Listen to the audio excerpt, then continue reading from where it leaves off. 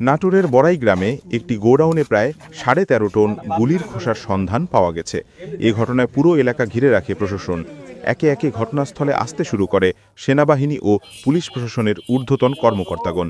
শনিবার দুপুরে উপজেলার আহমেদপুর বাজারে এই ঘটনায় স্থানীয়দের মাঝে চাঞ্চল্য তৈরি হয়েছে। স্থানীয়রা জানায়, আহমেদপুর বাজারের ব্যবসায়ী শিহাব উদ্দিনের মালিকানাধীন একটি গোডাউনে বিপুল পরিমাণ এই গুলির খোসা দেখতে পেয়ে তারা পুলিশে খবর দেয়।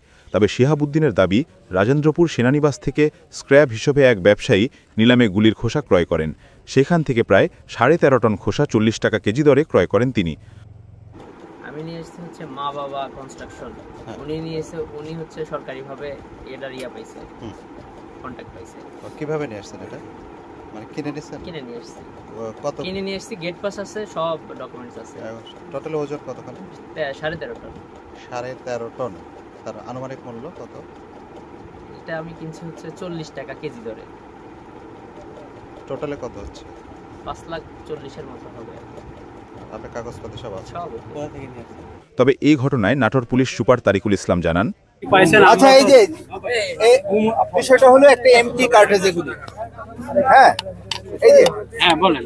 এই এমটি কার্ট্রিজ এগুলি উনি আর কি অথরিটি থেকে, যেটা হলো যে রাজেন্দ্রপুর থেকে, ওখান থেকে ওনারা কিনে এনেছেন। এটা ইন্ডাস্ট্রিয়াল ইউজ হয় এবং এটা আমরা একটা সংবাদ পেয়েছিলাম যে এরকম কিছু এখানে আছে।